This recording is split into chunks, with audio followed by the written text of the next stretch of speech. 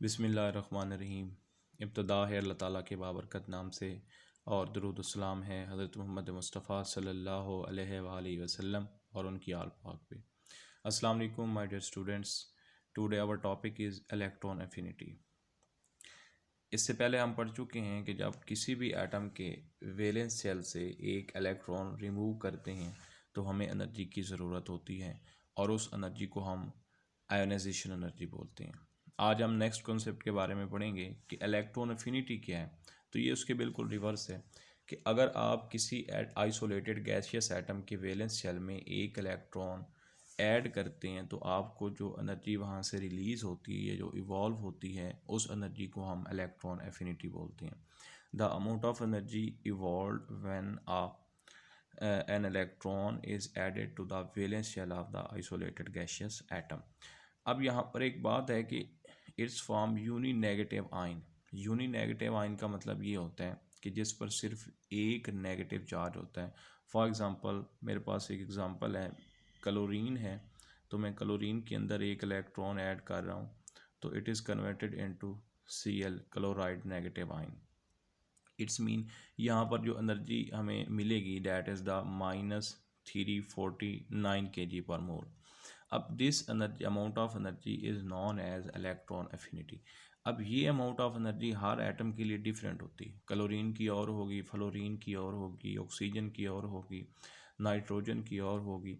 अब नेक्स्ट है कि ये नेगेटिव साइन क्यों आता है। तो डेफिनेटली डियर स्टूडेंट्स कि जब एनर्जी रिलीज़ होती है तो साइन नेगेटिव लगाया जाता है, जब एनर्जी इवॉल्व होती है तो साइन नेगेटिव लगाया जाता है, जब एनर्जी निकलती है तो साइन नेगेटिव लगाया जाता है। लेकिन जब एनर्जी की हमें ज़रूरत होती है, एनर्जी रिक्वायर्ड होती है, एनर्जी अब्सॉर्ब्ड होती है तो साइन नेगेटिव नहीं होता बल्कि पॉजिटिव होता है। तो ये बात आपने याद रखनी है कि इलेक्ट्रॉन एफिनिटी के केस में जो साइन है वो हमारे पास क्या आएगा, नेगेटिव आएगा। And the next is very important point कि electron affinity is the measure of attraction of the nucleus of an atom for the extra electron.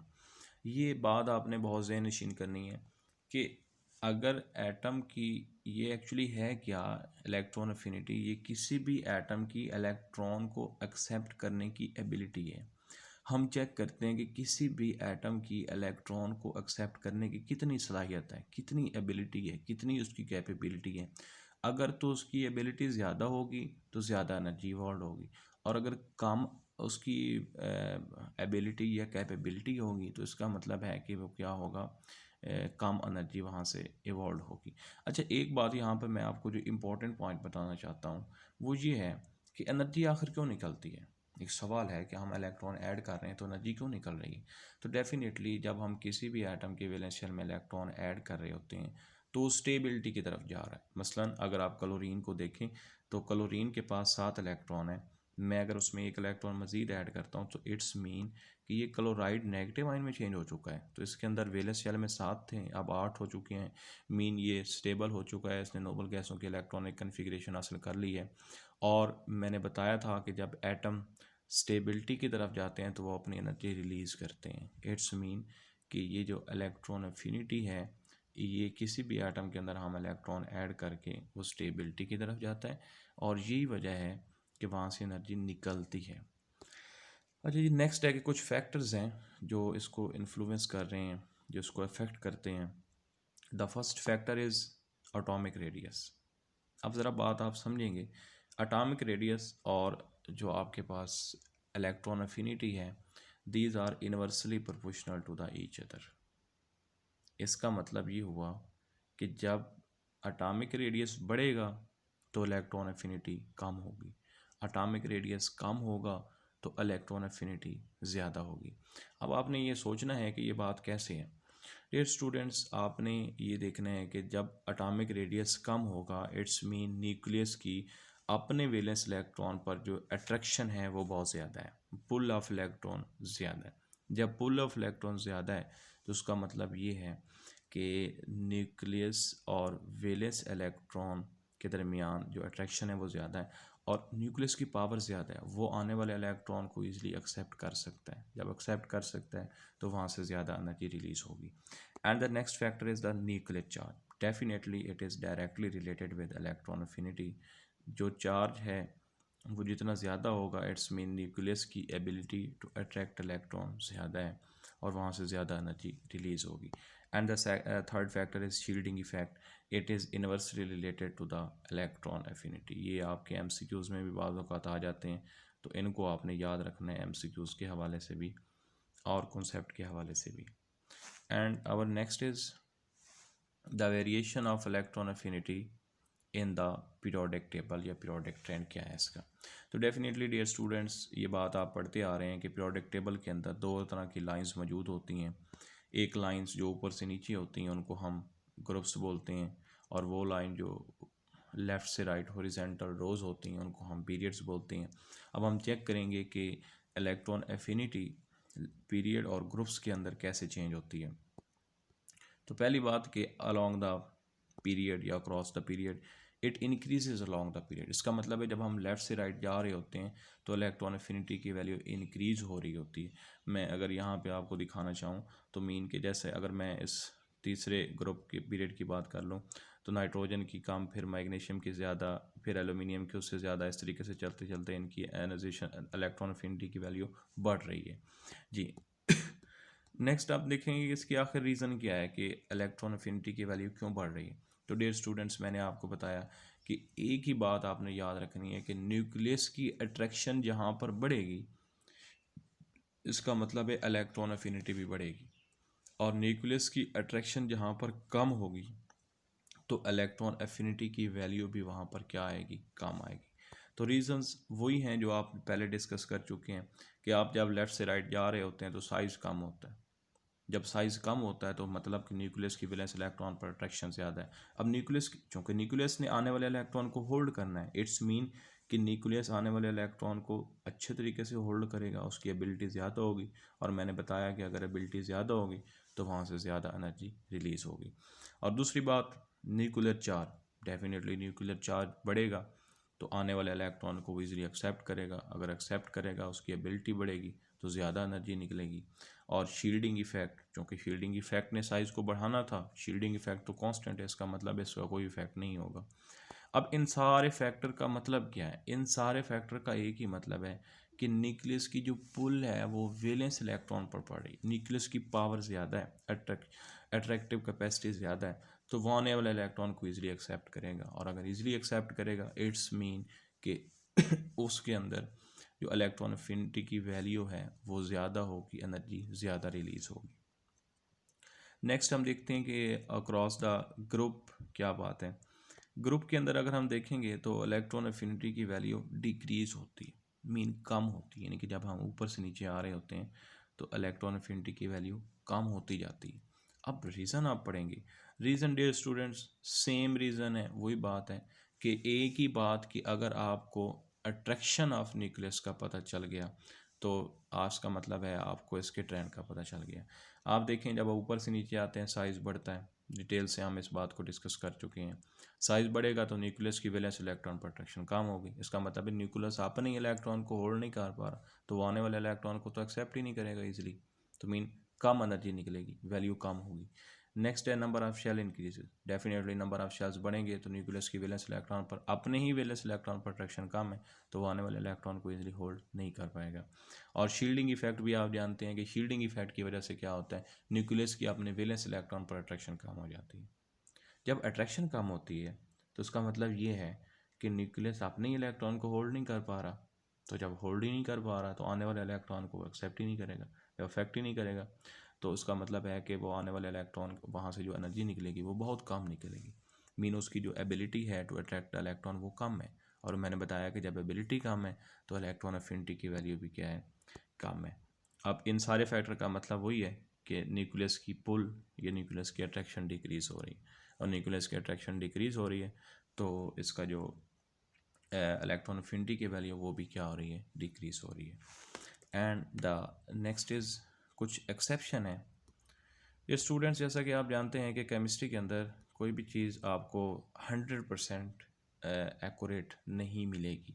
Mean इसका जो ट्रेंड है ये 100% नहीं है कि लेफ़्ट से राइट बढ़ रही है और ऊपर से नीचे कम हो रही। इसके अंदर कुछ एक्सेप्शन है। उस एक्सेप्शन की मैं बात करूँगा कि fluorine has electron affinity less then the chlorine.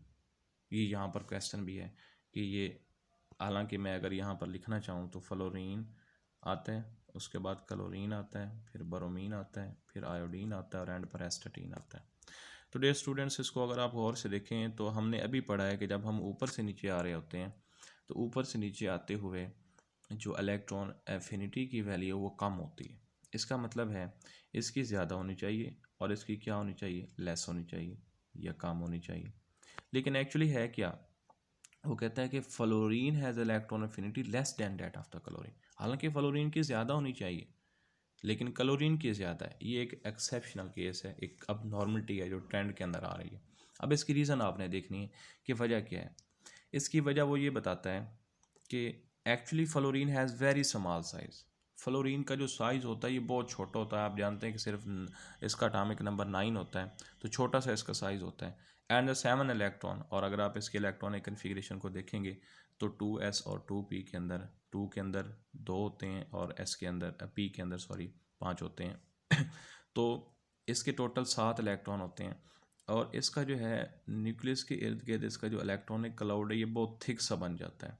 Mean छोटे से शेल है और 7 इलेक्ट्रॉन उसको एक थिक सा क्लाउड बन जाता है। अब जो भी इलेक्ट्रॉन इसके करीब आने की कोशिश करता है कि ये थिक इलेक्ट्रॉनिक क्लाउड इसको वापस रिपेल कर देता है। अब रिपेल करता है इसका मतलब है इसकी जो एबिलिटी टू अट्रैक्ट इलेक्ट्रॉन है वो कम है। और मैंने बताया कि जब एबिलिटी टू अट्रैक्ट इलेक्ट्रॉन कम होगी तो इसका डेफिनेटली मतलब ये है कि वहाँ पे कम एनर्जी रिलीज़ होगी, और अगर एनर्जी कम रिलीज़ होगी तो मीन इलेक्ट्रॉन एफिनिटी की वैल्यू भी कम होगी। तो this is very important short question here कि why the electron affinity of chlorine is greater or fluorine is smaller. And the next is also exception। वो कौन सी है कि जो हमारे पास ग्रुप 2 है और ग्रुप 5A और ग्रुप 8A जो है ये अब नॉर्मल ट्रेंड शो करते हैं हर पीरियड के अंदर। अब इसको आपने ज़रा गौर से देखना है कैसे कि आपके पास जो ग्रुप 2 है, मैं अगर यहाँ पे आपको पीरियोडिक टेबल दिखाना चाहूँ तो ये 2A 5A और 8A। इसको ज़रा पहले पीरियोडिक टेबल में देखते हैं कि ये कहाँ पे मौजूद हैं, 2 5 और 8। जी this is the next is, जी ये पीरियोडिक टेबल है। 2A ये वाला हमारे पास ग्रुप है, 5A हमारे पास ये नाइट्रोजन वाला है, और जो 8A है that is the noble gases. अब हम डिस्कस ये करेंगे कि इनका अब नॉर्मल ट्रेंड है। रीज़न क्या है, रीज़न आपने देखनी है। अच्छा पहले ये समझ लें कि अब नॉर्मल ट्रेंड कैसे है। अब जो सेकेंड ए है उसकी इलेक्ट्रॉन एफिनिटी ज़्यादा होनी चाहिए थी अकॉर्डिंग टू जनरल ट्रेंड, और जो फर्स्ट ए है इसकी कम होनी चाहिए थी, लेस होनी चाहिए थी। बट एक्चुअली फर्स्ट ए की लेस नहीं है, सेकेंड ए की लेस है। दिस इज़ एक्सेप्शनल केस, ज़रा गौर करेंगे। सेकेंड ए के अंदर एलिमेंट्स कौन कौन से आ रहे हैं आपने ये देखना है। This is beryllium, magnesium, calcium, strontium, barium और रेडियम आ रहा है। अब दूसरी बात आपने ये देखनी है कि इसकी रीज़न क्या है। इसकी रीज़न आपके पास सिंपल है कि अगर मैं बेरिलियम की इलेक्ट्रॉनिक कन्फिग्रेशन लिखूं तो इसका एटॉमिक नंबर 4 होता है, तो 1s2 एंड द 2s2। इसका जो वैलेंस शेल है इसके अंदर ऑलरेडी 2 इलेक्ट्रॉन मौजूद हैं और दोनों इलेक्ट्रॉन पेयर्स की सूरत में। मीन इसकी इलेक्ट्रॉन को एक्सेप्ट करने की जो एबिलिटी है, कैपेबिलिटी, वो बहुत कम है, क्योंकि ऑलरेडी इलेक्ट्रॉन स्टेबल और पेयर्ड फॉर्म में है, तो वो आने वाले इलेक्ट्रॉन को एक्सेप्ट नहीं करेंगे। तो यही वजह है कि इनकी जो इलेक्ट्रॉन की एफिनिटी की वैल्यू है वो क्या हो जाती है, कम हो जाती है। अब हम बात करते हैं इस नाइट्रोजन वाले ग्रुप की। अब इस पाँचवें का कंपैरिजन हम चौथे ग्रुप के साथ करेंगे, that is the carbon sulphur, ये जो सारा ग्रुप है। अब जो नाइट्रोजन वाला ग्रुप है अगर हम उसकी इलेक्ट्रॉनिक कन्फिग्रेशन देखते हैं, मैं आगे आपको इलेक्ट्रॉनिक कन्फिग्रेशन करके बताता हूँ।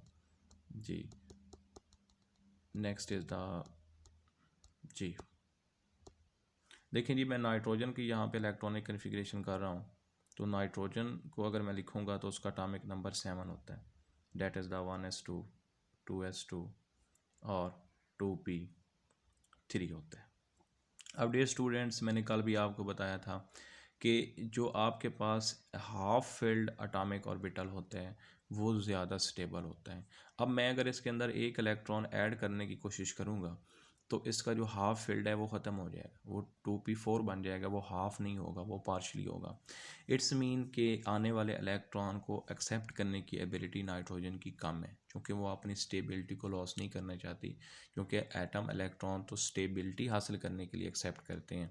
तो यही वजह है कि इनकी इलेक्ट्रॉन एफिनिटी की वैल्यू कार्बन वाले से कम होती है, हालांकि ज़्यादा होनी चाहिए लेकिन क्या होती है, कम होती है।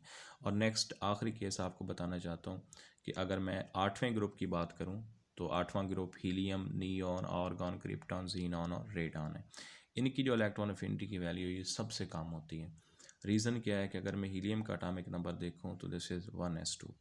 2 ही इलेक्ट्रॉन इसके अंदर आने चाहिए थे, 2 ही इसके अंदर हैं, इसका डुप्लेट कंप्लीट है। और अगर आप नियॉन की बात करेंगे तो नियॉन का भी ऑक्टेट कंप्लीट है। मीन कि इनके अंदर इलेक्ट्रॉन को एक्सेप्ट करने की कोई वैकेंसी ही नहीं है, इनकी एबिलिटी ही नहीं है। इट्स मीन जब एबिलिटी नहीं है तो इनकी इलेक्ट्रॉन एफिनिटी की वैल्यू भी हमारे पास क्या आ जाएगी, कम आ जाएगी। And the last question is very important question कि why the second electron affinity value is positive while the first is negative. इसको आप गौर से लिखेंगे। जब ऑक्सीजन में मैंने पहला इलेक्ट्रॉन ऐड किया तो ये कन्वर्ट हो गया ओ नेगेटिव में, और उसकी जो इलेक्ट्रॉन एफिनिटी की वैल्यू है जो रिलीज़ हुई डैट इज़ -141 kg/mol। अब मैं अगर दूसरा इलेक्ट्रॉन यहाँ पर करता हूँ, ऐड करता हूँ, यानी कि ओ नेगेटिव के अंदर मैं दूसरा इलेक्ट्रॉन मज़ीद ऐड कर रहा हूँ तो it will be converted into O2 negative के अंदर। अब डियर स्टूडेंट्स आपको यहाँ पे नज़र आ रहा है कि इसकी वैल्यू आपको यहाँ पे नेगेटिव में नहीं बल्कि पॉजिटिव में मिल रही है। अब रीज़न आपने देखनी है कि रीज़न क्या है, वजह क्या है आखिर। तो रीज़न इसकी पढ़ते हैं। When the second electron is added to the uninegative ion, the incoming electron is repelled by the already present electron and the energy is absorbed in this process. तो डियर स्टूडेंट्स जब हमने oxygen में पहला electron add किया तो वो पहला electron मौजूद है। जब हम दूसरा इलेक्ट्रॉन ऊपर से ऐड कर रहे हैं तो पहला इलेक्ट्रॉन और जो आने वाला इलेक्ट्रॉन है उसके दरमियान रिपल्शन हो जाती है, वो पहले वाला इलेक्ट्रॉन उसको अपने पास नहीं आने देता। तो हमें अगर इलेक्ट्रॉन ऐड करना है तो हमें ज़बरदस्ती वहाँ पर एनर्जी अब्सॉर्ब करवानी पड़ेगी, एनर्जी देनी पड़ेगी। तो जैसे ही हम एनर्जी देंगे, एनर्जी प्रोवाइड करेंगे तो इलेक्ट्रॉन ऐड हो जाएगा। बट हमें एनर्जी क्या करनी पड़ी है, प्रोवाइड करनी पड़ी है, या हमें एनर्जी रिक्वायर्ड थी, डेट्स वाई उसका जो साइन है वो क्या हो गया, पॉजिटिव हो गया। तो डियर स्टूडेंट्स यहाँ पे ये सवाल यूँ भी आ सकता है कि the first value of electron affinity is the exothermic process and the second value of electron affinity is the endothermic process। या यूँ भी कहा जा सकता है कि जब आप यूनी नेगेटिव आयन बनाते हैं तो वो एक्सोथर्मिक प्रोसेस है, जब आप डाई नेगेटिव आयन बनाते हैं तो वो एंडोथर्मिक प्रोसेस है। रीज़न क्या है, रीज़न आपने वही बतानी है कि चूँकि इलेक्ट्रॉन पहले वाला और आने वाले इलेक्ट्रॉन के दरमियान रिपल्शन होती है, रिपल्शन को ओवरकम करने के लिए हमें एनर्जी चाहिए होती है, डेट्स वाई उसका साइन क्या हो जाता है जी, पॉजिटिव हो जाता है। तो this is all about the electron affinity.